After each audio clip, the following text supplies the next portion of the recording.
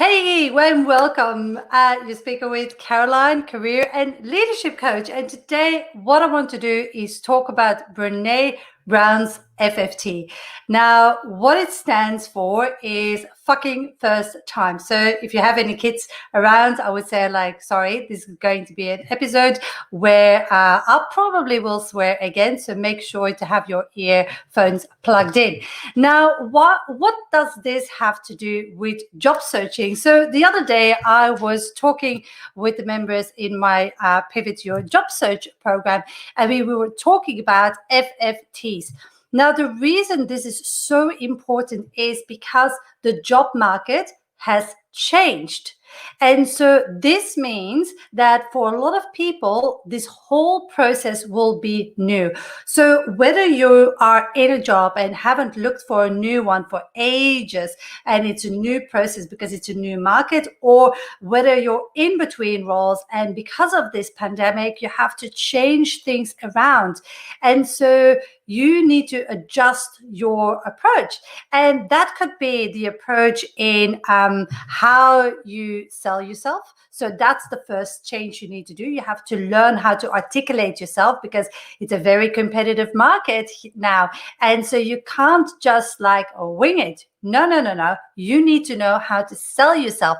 And this goes on every level. Now, the people in my program are all senior managers. They have over 12 years experience, but when it comes down to selling yourself, it's often really something that a lot of people struggle with. So let alone outside the pandemic. And right now, they're definitely experiencing a lot of challenges around that. So that's the first thing. Secondly, they have to learn how to present themselves on their resume. Now, your resume needs to shift from a traditional overview of your career to more a sales document that you present to the world about what it is that your unique value proposition is and what it is that you can bring to the table. So you need to change how you sell yourself on your resume, your LinkedIn profile, and in a cover letter. Now, the third thing is that you have to learn how to diversify your job search. Now, a lot of people used to have great success by just applying that blue button on LinkedIn or that pink button on any job board. And in Australia, it's SEEK. So that doesn't work anymore just to rely on that. So you need to learn how to diversify your job search. And then lastly, you have to just learn how to master different interview skills, because what got you to a certain level is definitely not going to get you to the next level. So again, you have to learn. So there's so many spinning plates that you have to operate, and you have to learn this new job search process. Now, that can be very scary because it's moving yourself outside your comfort zone. It's like really embracing a new approach. And with any change, it is like so easy to stay in your comfort zone and to do what you've always done. But the problem is that for many people, including a lot of my clients, that doesn't get you the results anymore that you're after. Because here is the thing. So if you want a certain results, your results, of course, are driven by your actions. And your actions are driven by your thoughts and your beliefs. Now, about what a belief is just a thought that's repeated all the time, over and over and over again. You better start to believe it. So if you want different results, you need to take different actions. And guess what? You have to think differently. So you have to have a different approach. So yes, first of all, you have all the implementation of all the strategies on how to change and how to shift those actions. So how to sell yourself, how to perform in an interview, how to market yourself, and so on. But what it all comes down to is you need to change your thoughts. Your thoughts will drive everything else. And that is scary because it is not taking a magic pill and magically you're going to wake up and say hey, I think differently about job searching. Job searching is easy.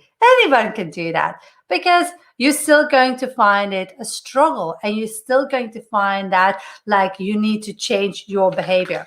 Now, So what does that have to do with the FFT method that Brené Brown tells? So if you're not familiar with the FFT model, I will go through what you have to do and the strategy that Brené actually outlines. And I will link a podcast episode about FFTs below this video, so you can go and check it out. And to be honest, it's worth it. She's amazing.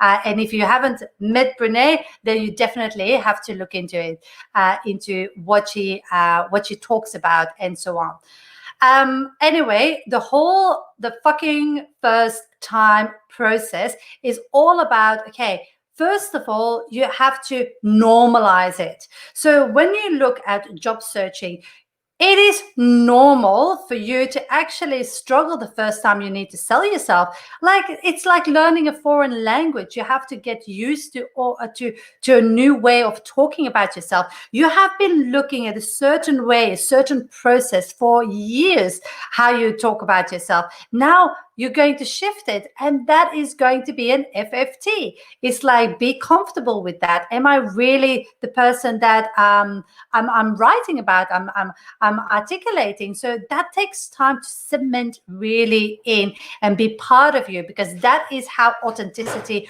will shine through, will come through. So you have to normalize all of this.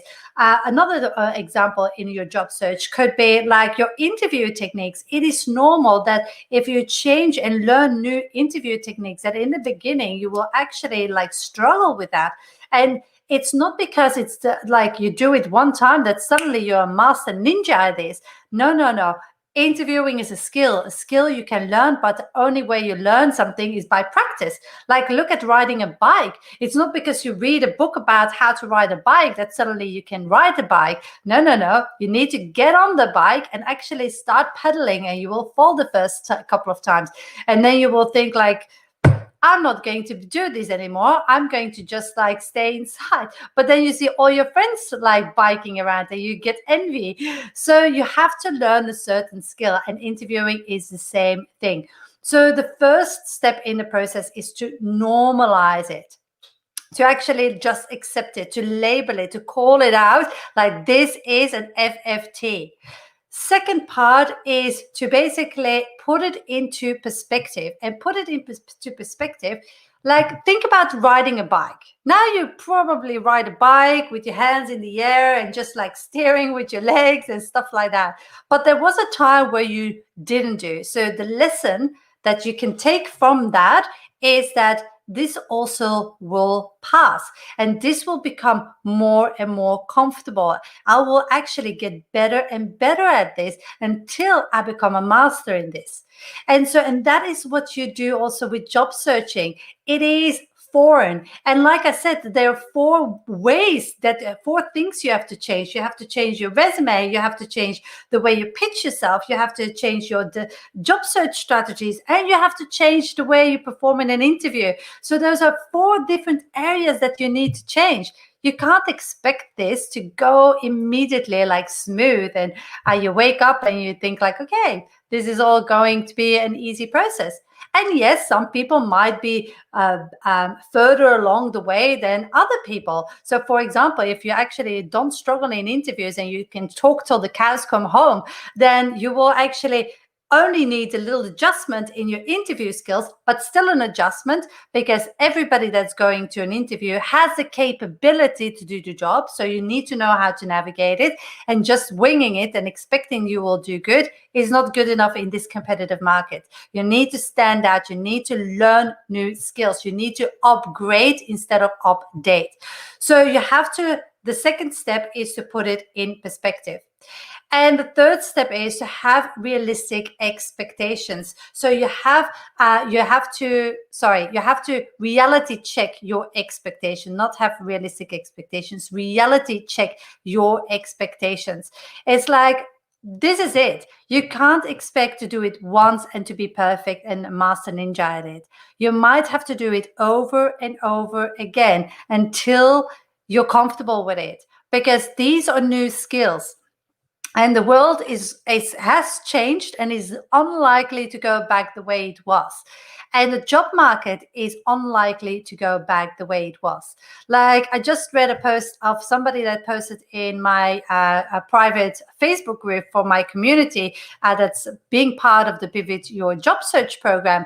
And she posted that Pinterest just paid an exit clause to leave their buildings, their offices, because they recognize that basically the working from home is definitely more is acceptable. It's more like it doesn't affect productivity, and it doesn't affect their results.